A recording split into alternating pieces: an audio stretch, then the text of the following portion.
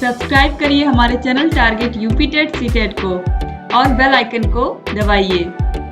Hello friends, स्वागत करती हूँ मैं आप सभी भावी अध्यापक एवं अध्यापिकाओं का आपके अपने channel target UP TET CTET में। दोस्तों, हम लोग पढ़ रहे थे मेथड्स ऑफ टीचिंग के कौन कौन से मेथड्स हैं इंग्लिश विषय में। तो दोस्तों, इसके पहले वाली क्लास में हमने देखा था डायरेक्ट मेथड, जिसके विषय में हमने पूरा अध्ययन किया था विस्तृत कि उसमें क्या क्या चीजें होती हैं, इसके अलावा क्या क्या डायरेक्ट मेथड के मेरिट्स होते हैं, क्या क्या डीमेरिट्स होते हैं। अब यहाँ पर हम देखेंगे बाइलिंगुअल मेथड। दोस्तों, अगर मैं संक्षेप में बताऊं तो जो डायरेक्ट लैंग्वेज होती है, जो डायरेक्ट मेथड होता है, डायरेक्ट मेथड में ये बताया जाता है कि आपको जो भी भाषा आप सीख रहे हो, आपको उसी भाषा में बात करनी है और उसी भाषा में आपको अपनी बातों को समझाना है। अगर आप इंग्लिश विषय मान लीजिए आप पढ़ा रहे हैं, तो आपको इंग्लिश विषय में आपको इंग्लिश में ही टॉक करना है बच्चों से। इंग्लिश में ही आपको जो आप पढ़ा रहे हो उसकी मीनिंग भी आपको इंग्लिश में ही बतानी है, यानी कि आपको दूसरी भाषा का यूज बिल्कुल नहीं करना है डायरेक्ट मेथड में। लेकिन यहाँ पर जो हम पढ़ेंगे बाइलिंगुअल मेथड में आप दो भाषाओं का यूज करेंगे, क्योंकि यहाँ पर देखिए बाई लैंग्वेज, दो भाषाएं ऑलरेडी यहाँ पर आ रहा है नाम में ही इसके, तो इससे पता चलता है कि दो भाषाओं का यूज होगा। अब देखिए, आप जिस भाषा को सीखने जा रहे हैं, जैसे आप इंग्लिश सीखने जा रहे हैं, तो आपका जो इंग्लिश होगा वो टारगेट लैंग्वेज, पहली भाषा यानी कि जो आप इंग्लिश जो आप सीखने जा रहे हो वो होगा टारगेट लैंग्वेज। और जिस भाषा के द्वारा आप सीख रहे हो, मान लीजिए आप हिंदी के द्वारा ही आप इंग्लिश सीख रहे हो, तो उस विषय को हम कहेंगे उस भाषा को हम कहेंगे मदर टंग लैंग्वेज, यानी कि टारगेट लैंग्वेज जिस भाषा को हम सीख रहे हैं और मदर टंग जिस भाषा के द्वारा हम उस भाषा को सीख रहे हैं। अब यहाँ पर देखिए इन्वेंटेड बाय, यानी कि यहाँ पर देखिए इसके जनक कौन है, सीजे डॉटसन। और आप लोगों के एग्जाम में कई बार ये पूछा है कि बाइलिंगुअल मेथड के जनक कौन है, तो याद रखिएगा सीजे डॉटसन।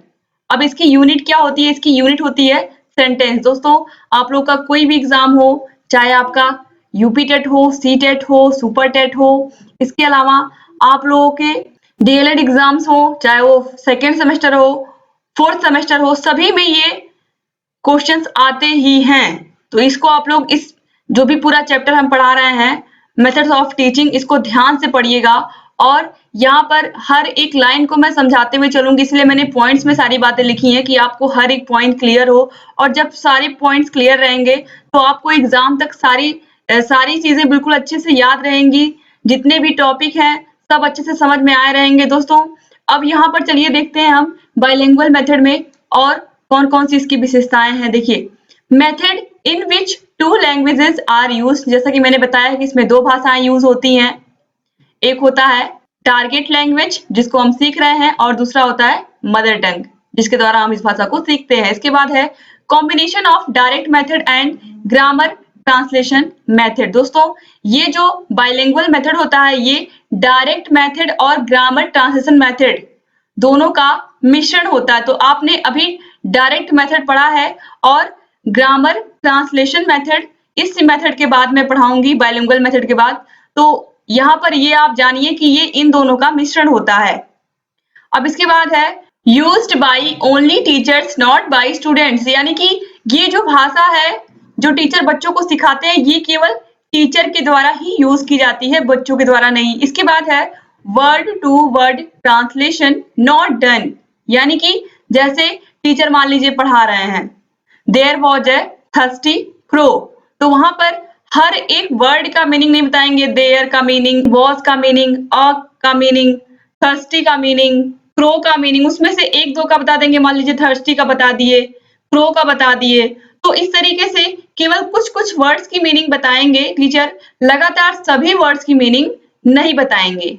अब इसके बाद देखिए mother tongue is used to clear the meaning, यानी कि अगर आपको मीनिंग नहीं क्लियर हो रहा है तो कुछ कुछ जो कठिन वर्ड हैं उनकी मीनिंग बताने के लिए मदर टंग का यूज होगा। जैसे कि आप को टीचर इंग्लिश पढ़ा रहे हैं आपको, तो आपको वो जो कठिन वर्ड हैं उनका हिंदी में ट्रांसलेट करके वो मीनिंग उसका क्लियर करेंगे।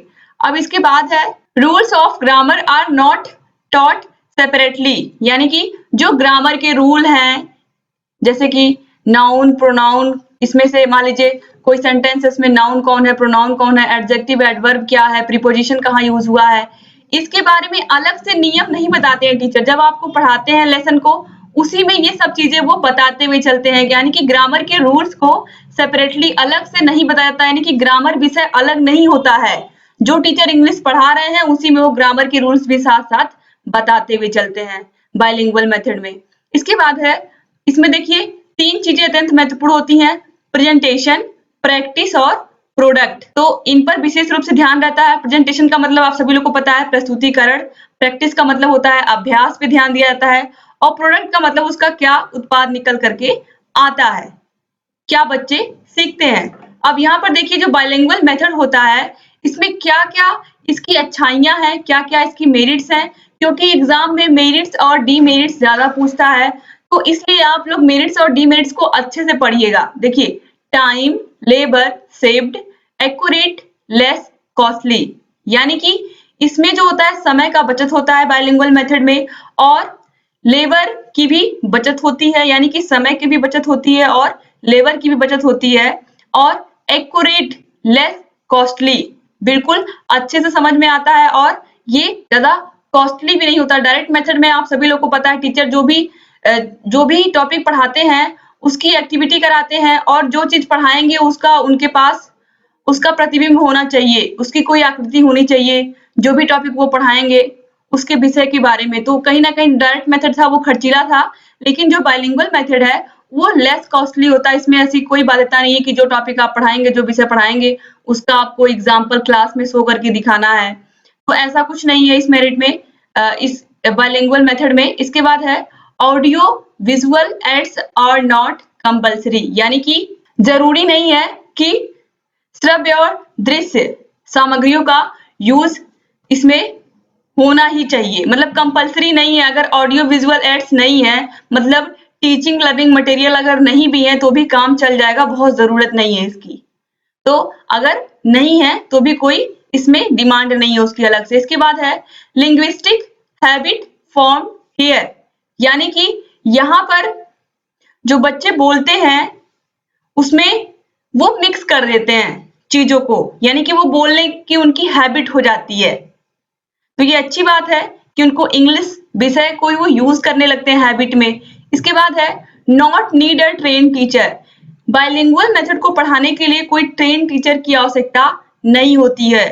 तो यहाँ पर जरूरी नहीं है कि जो भी टीचर इंग्लिश पढ़ाने वाले हों आपके, वो ट्रेनिंग करके आए हो, बीएड करके आए हो, या डीएलएड किया हो उन्होंने भविष्य में, तो ऐसा नहीं है। उन्होंने वो टीचिंग एग्जाम दे करके आए हो, या इस तरीके से कोई नेसेसरी नहीं है इसमें कि वो जो आपको टीचर पढ़ा रहे हैं वो ये एग्जाम क्लियर करके आए हों। इसके बाद है, स्ट्रेस ऑन स्पीच प्रैक्टिस। तो यहाँ पर दोस्तों देखिए, जितना प्रैक्टिस किया जाएगा, जितना अधिक से अधिक प्रैक्टिस किया जाएगा, उसका उतना ही अच्छा प्रोडक्ट निकल करके आएगा, यानी कि उतने अच्छे से इंग्लिश बोलना बच्चे सीखेंगे। तो यहाँ पर भी स्पीकिंग पर और लिसनिंग पर ज्यादा ध्यान दिया जाता है बाइलिंगुअल मेथड में भी। अब यहाँ पर देखिए इसके क्या डीमेरिट्स हैं। डीमेरिट्स देखिए, जो डीमेरिट्स हैं बाइलिंगुअल मेथड की, उसमें जो आपने डायरेक्ट मेथड में पढ़ा था, रीडिंग राइटिंग प्रैक्टिस को इग्नोर किया जाता है। सेम सिचुएशन यहाँ पर भी है, रीडिंग और राइटिंग प्रैक्टिस पर ध्यान नहीं दिया जाता है। लैंग्वेज मिक्स्ड हैबिट, इसका मतलब आप समझ रहे हैं कि जब हम दो भाषाओं का यूज करते हैं, हम इंग्लिश सीखते हैं हिंदी के द्वारा, तो कुछ वर्ड हमारे हैबिट में हो जाते हैं कि हम उन वर्ड्स को अपने हिंदी भाषा में यूज करने लगते हैं। हम सभी लोग ऐसा करते हैं कि हम बहुत सारे वर्ड्स को इंग्लिश यूज करते हैं, हिंदी बोलते हैं हम, लेकिन उसमें बहुत सारे इंग्लिश वर्ड्स को यूज करते हैं। तो कहीं ना कहीं जो एक भी भाषा हम सही से शुद्ध रूप से, ना तो हम इंग्लिश बोल पाते हैं, ना तो सही से हिंदी बोल पाते हैं। तो यहाँ पर ये चीज हो जाती है कि लैंग्वेज मिक्स हो जाती है। तो ये इसकी डीमेरिट है कि आप अगर एक भाषा बोल रहे हो तो उसको शुद्ध रूप से बोलो, अगर आप हिंदी बोल रहे हो तो हिंदी सही से बोलो, अगर आप इंग्लिश बोल रहे हो तो इंग्लिश सही से बोलो। लेकिन इसमें क्या होता है, इसको सीखते सीखते बाइलिंगुअल मेथड को हिंदी और इंग्लिश आपस में मिल जाती है। इसके बाद देखिए, स्टूडेंट्स पैसिव, इसमें चूंकि टीचर ही सारी चीजें बोलता है, टीचर ही सब कुछ करता है, क्लास में पढ़ाता है, जो स्टूडेंट होते हैं वो केवल और पैसिव लिसनर्स, यानी कि वो केवल सुनते हैं। तो यहाँ पर ये एक खराब चीज है, क्योंकि जब भी क्लास में टीचर पढ़ाते हैं तो उसमें बच्चों का भी इन्वॉल्वमेंट होना बहुत जरूरी है, बच्चे भी साथ में पढ़ते हैं। यहाँ पर डायरेक्ट मेथड में आपने देखा था कि बच्चे और टीचर दोनों साथ साथ उस विषय को पढ़ रहे हैं, साथ साथ समझ रहे हैं। तो डायरेक्ट मेथड में ये कहीं ना कहीं अच्छाई थी, लेकिन यहाँ पर देखिए आप बाइलिंगुअल मेथड में यहाँ पर स्टूडेंट जो होते हैं वो पैसिव होते हैं, यानी कि बिल्कुल एक्टिव नहीं होते हैं, वो केवल सुनते हैं। अब यहाँ पर देखिए this is on experimental stage only, ये अभी एक्सपेरिमेंटल स्टेज पर है, अभी इसको प्रयोग में उतना नहीं लाया जा रहा है बाइलिंगुअल मेथड को। तो आपने अभी तक दो पढ़ लिए, कौन कौन से, डायरेक्ट मेथड, बाइलिंगुअल मेथड, इसके बाद है grammar translation method, doctor West method. इन सभी के विषय में भी हम अगले क्लास में पढ़ेंगे। उम्मीद करती हूँ कि आपको बाइलिंगुअल मेथड अच्छे से समझ में आया होगा। दोस्तों ऐसे ही आप लगातार वीडियोस को देखते रहिए, और ये जो बाइलिंगुअल मेथड है ये आपके सभी सेमेस्टर में तो आएगा ही काम, आपके आगे चल करके यूपी टेट सीटेट में भी प्रयोग होगा।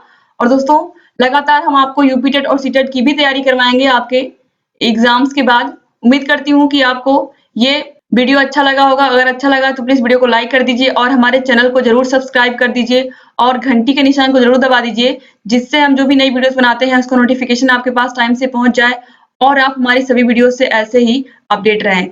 आप दोस्तों हम लोगों ने क्लास 1 और क्लास 2 जो पढ़ाया है, अगर आपने उसको नहीं देखा है डायरेक्ट मेथड को, और सिलेबस भी आपको बताया है, तो उन दोनों का आपको लिंक इसी वीडियो के नीचे डिस्क्रिप्शन बॉक्स में हम दे देते हैं। साइड में आई बटन है, यहाँ पर भी क्लिक करके आप देख सकते हैं।